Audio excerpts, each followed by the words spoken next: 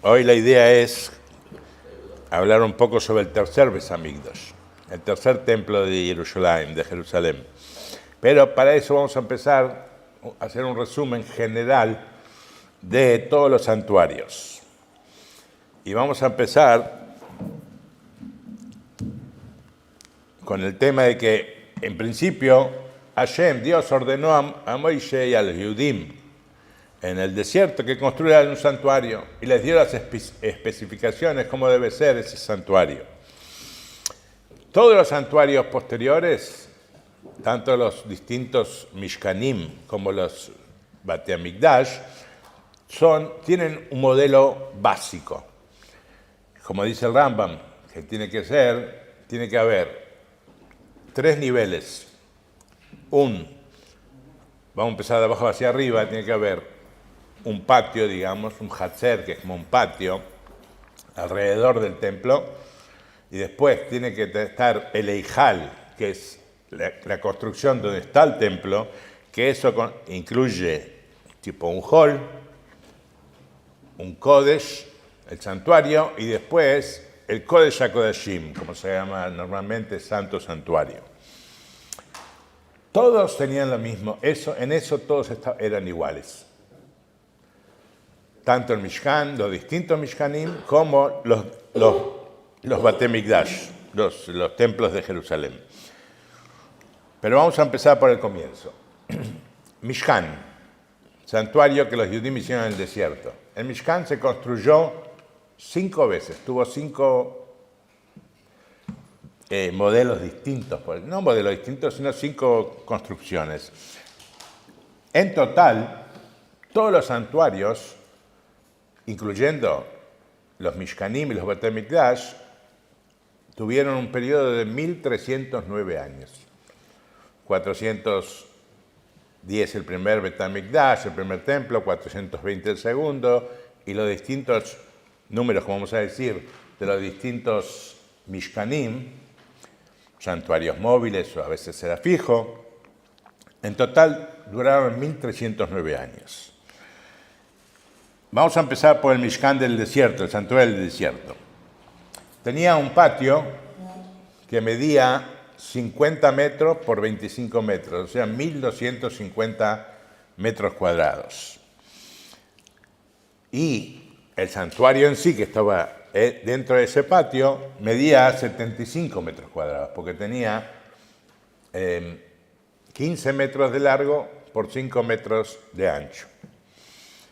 El valor, es un dato interesante nomás, el valor era se usó alrededor de 1.300 kilos de oro para construirlo, porque está escrito que eran casi 30 kikar de oro.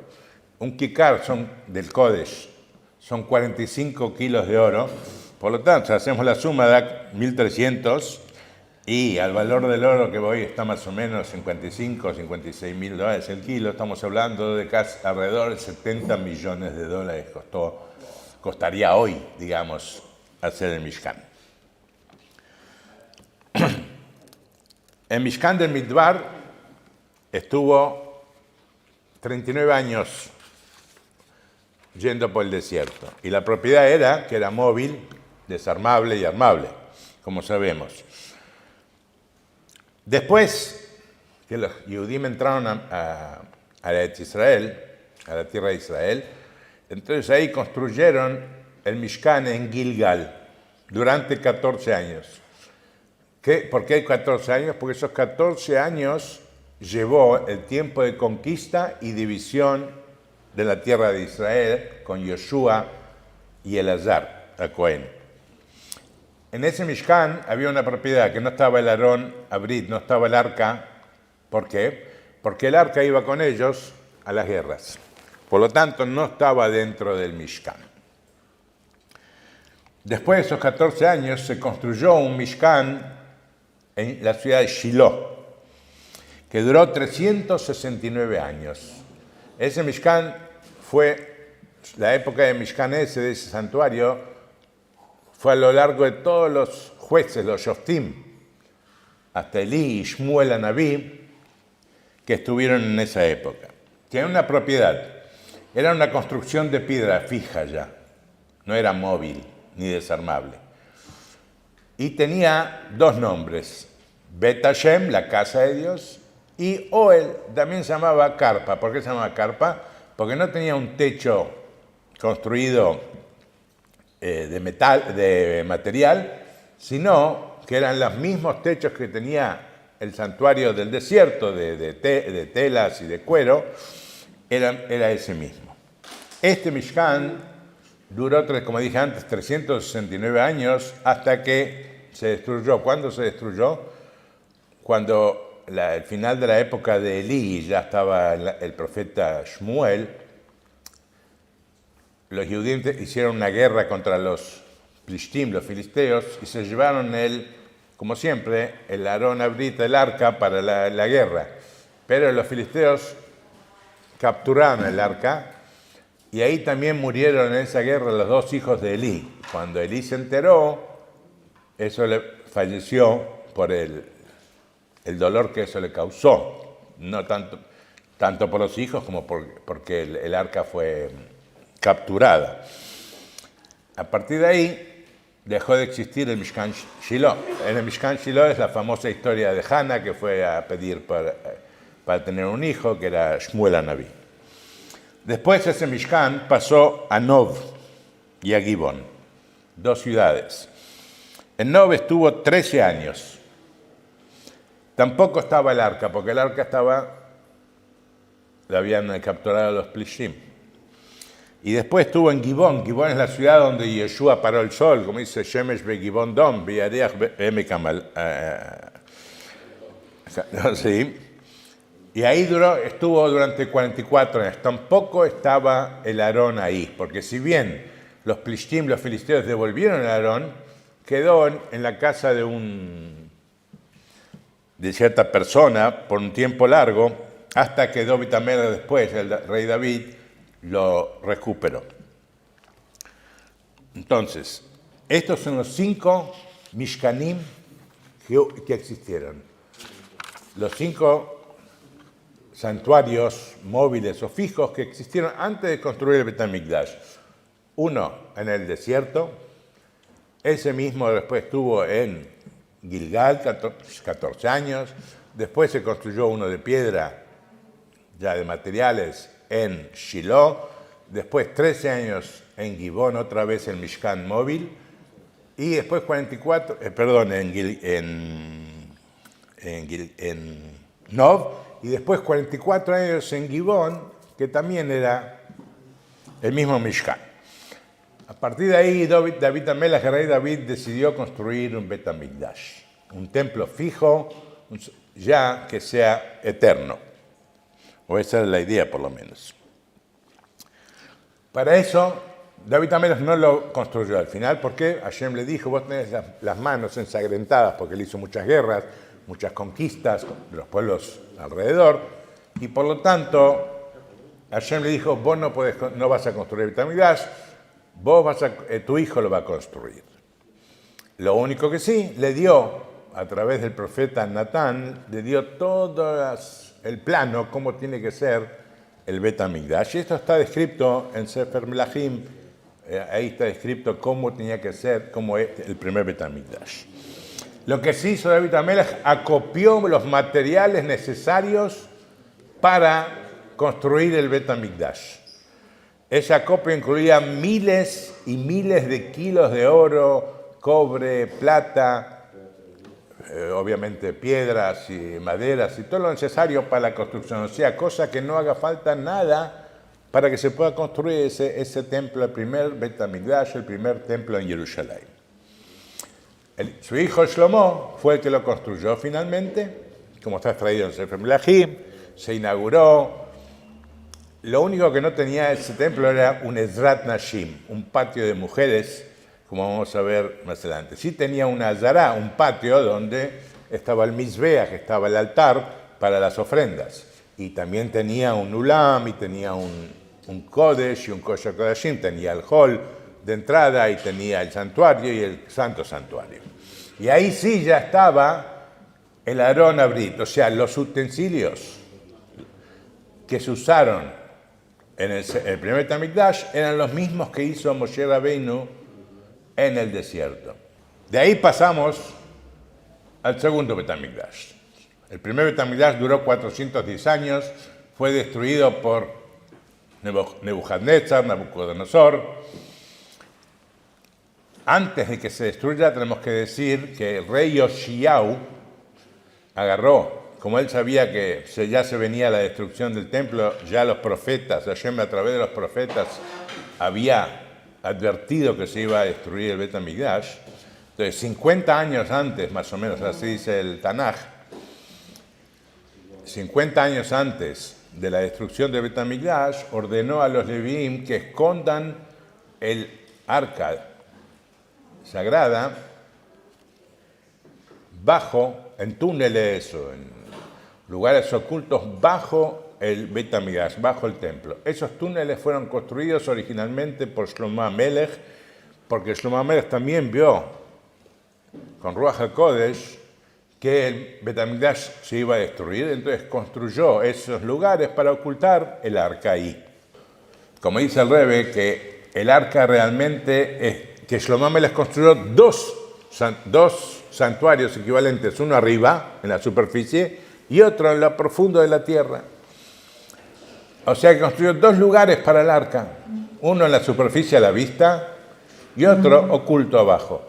Por eso la santidad del lugar sigue existiendo, porque el arca está abajo, en su lugar que Shlomo construyó en caso de que se destruya el templo de la superficie. Segundo Bet HaMikdash. Después de 70 años de exilio en Babilonia, Ezra y Nehemia construyeron el segundo templo de Jerusalén. Este segundo templo tuvo 2 épocas. En total duró 420 años. Y tuvo 2 épocas. Primero voy a decir que en el segundo templo faltaban 5 elementos que no estaban en el primero. El arca, que quedó oculto en su lugar. Los Urim Betumim, que era un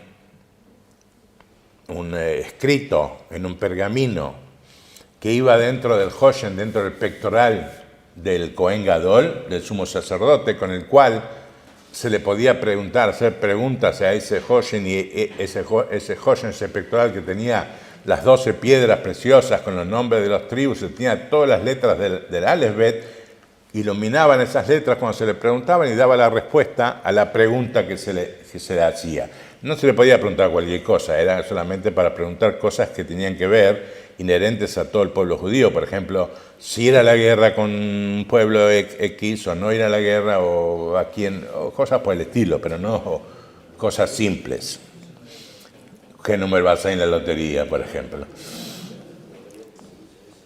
Tampoco estaba la presencia divina en la misma forma que estaba en el primer templo. Si bien había presencia divina, porque si no, por eso no se puede entrar no se podía entrar al santo santuario, tampoco en el segundo templo, pero la presencia divina del primer templo, el Tanya explica al final de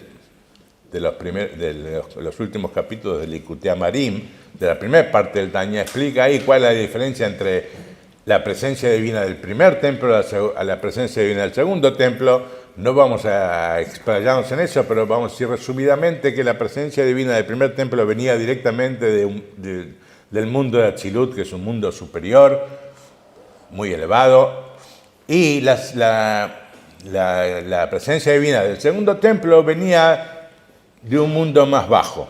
Por lo tanto, no era una presencia divina tan evidente o tan fuerte, por decirlo de alguna forma, como la primera. Tampoco había ya más profecía. Los últimos profetas vivieron la primera etapa de la construcción del segundo templo y ellos indicaron ciertas cosas como había en el primer templo para saber dónde tiene que estar el altar y otras cosas. Y tampoco el fuego del primer Bet HaMikdash, el fuego estaba sobre el altar, sobre el Mizbeach. Está escrito que el fuego que bajaba del cielo y consumía las ofrendas en el primer templo tenía la forma de un león de fuego. En el segundo templo tenía la forma de un perro o de un lobo. También había un fuego, pero no era ya tan intenso como en el primer templo.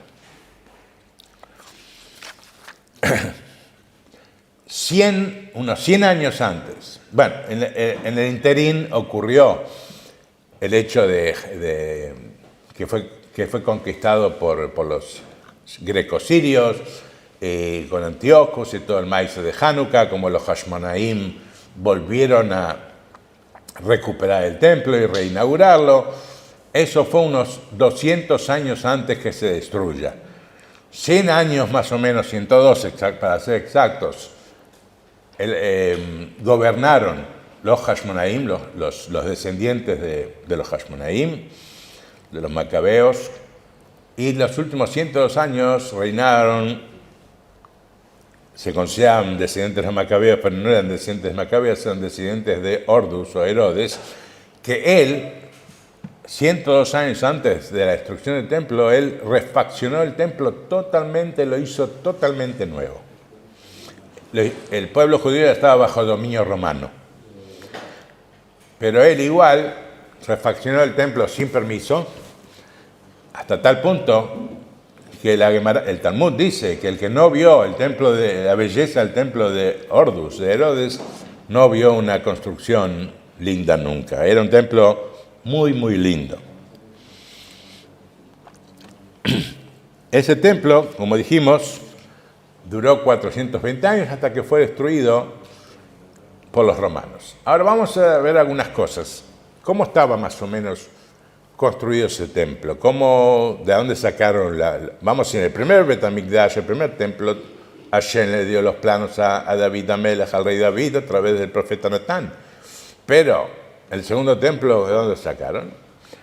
Hay una profecía de Yehezkel o Ezequiel que Hashem le hizo un paseo virtual.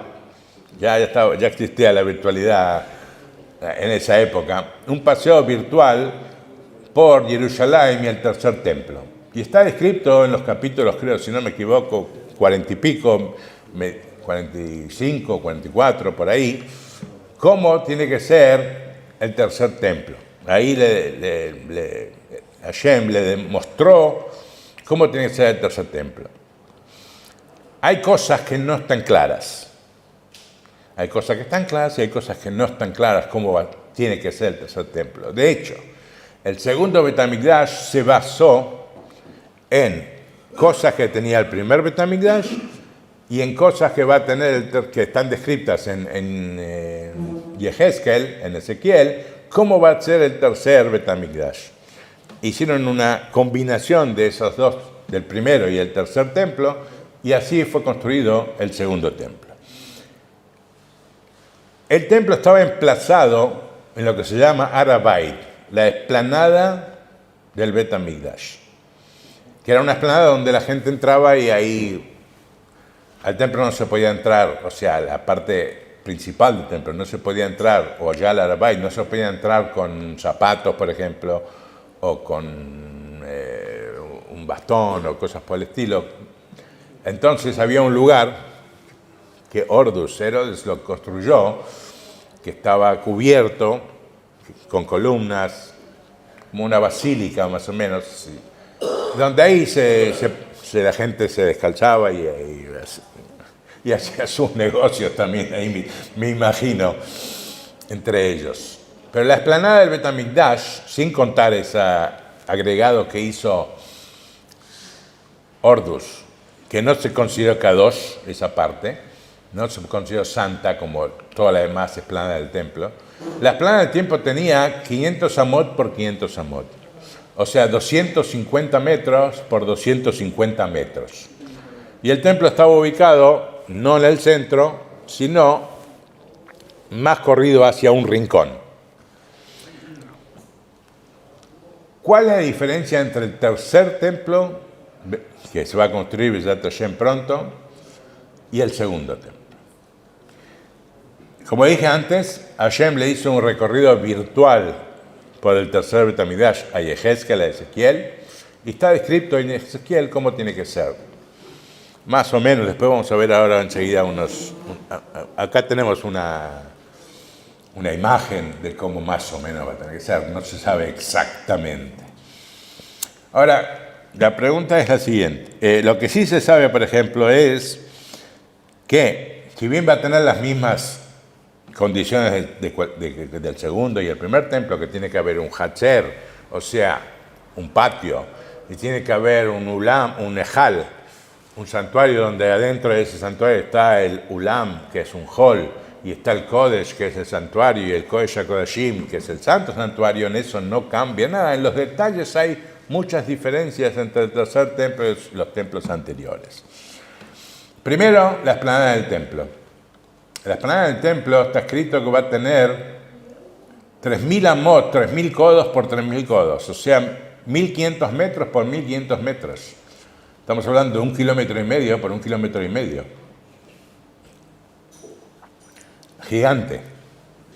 Ahí vemos cómo va a ser más o menos, ¿sí?, de acuerdo a la profecía de Hezkel, cómo va a ser el modelo del tercer Beit HaMikdash.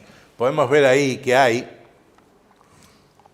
el Arabait, y después, no, ya pasó el Arabait, antes lo vimos. Acá ya sería la Zara, ya sería el patio, ya estamos adentro del Beit HaMikdash en sí. El Beit HaMikdash va a ser todo de a 100 amot por 100 amot, o sea, 50 metros, todo va a tener esas medidas. En el tercer templo, el Ezrat Nashim va a estar alrededor de todo el templo. Como vemos acá, todo alrededor.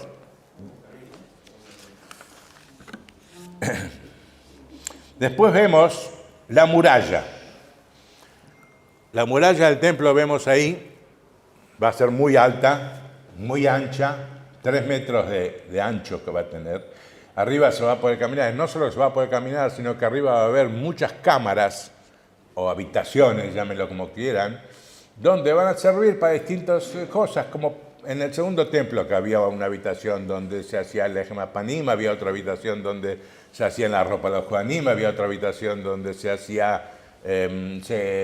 salaban los cueros, se curtían los cueros, otra habitación donde se le lavaban las vísceras de los animales, etc. Van a servir para distintos trabajos que se van a hacer en el Beit HaMikdash. Vamos a ver ahora los portones, la diferencia de los portones. En el segundo Beit HaMikdash, los portones tenían 10 metros de alto por 5 metros de ancho. Acá van a tener portones muchísimo más altos. El portón va a tener 25 metros de alto, que es, si lo comparamos con una persona, va a ser impresionante, como un edificio de 9 pisos, más o menos, para que tengamos una idea. La altura de los portones va a ser esa, ¿sí?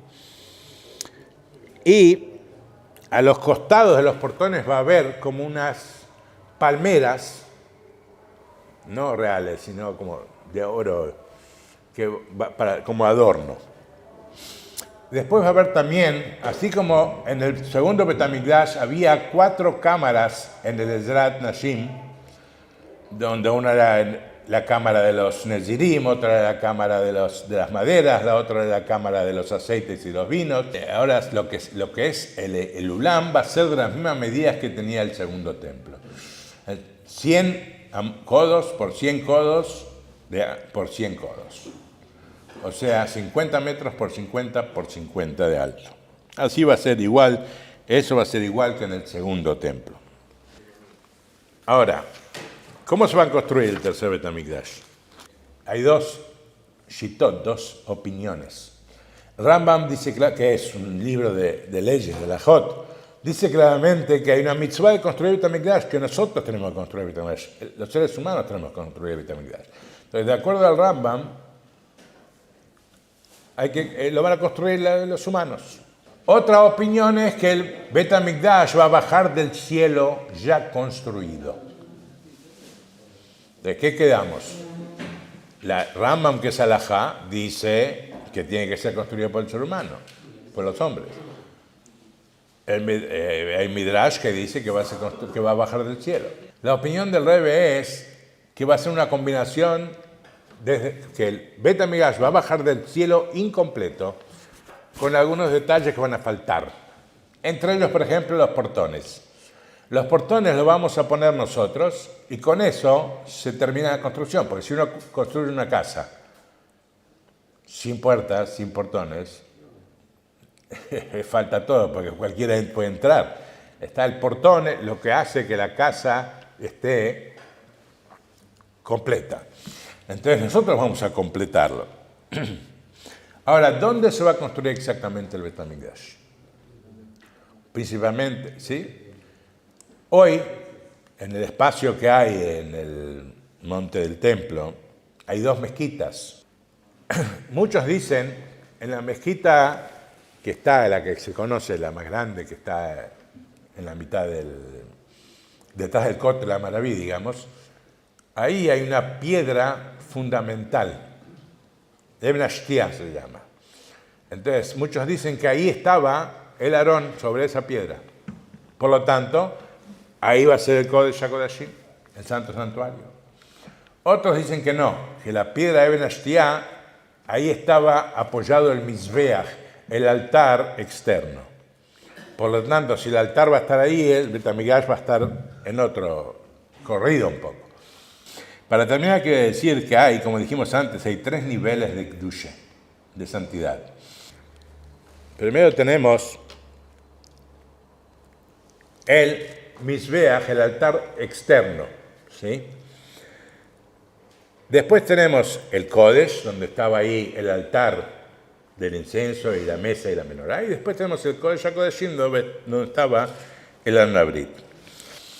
Y esas 3 cosas también están representadas en el ser humano. El Aron Abrit, el Kodesh HaKodashim, es el intelecto de la persona, que es lo que maneja todo.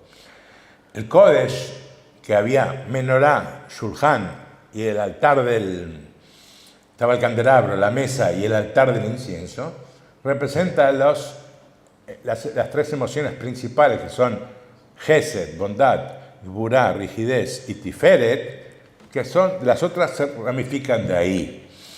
Y el nivel del Mizbeach HaChitzon, del Azará, donde estaba el altar externo, representa el maíz, la acción, porque ahí se hacían las ofrendas, era una acción. Esos 3 niveles que están en el Bet HaMikdash están en nuestro propio Bet HaMikdash interno que cada uno tiene, y son los que acabo de decir. Hasta acá lo que tengo que decir, que pronto podamos ver todas estas cosas, el Bet HaMikdash Ashlishi, no tengamos que estar haciendo cursos para ver cómo va a ser, cómo no va a ser, lo vamos a ver con los propios ojos y vamos a poder tener a Moshiach con nosotros y al Rebbe con nosotros pronto en nuestros días.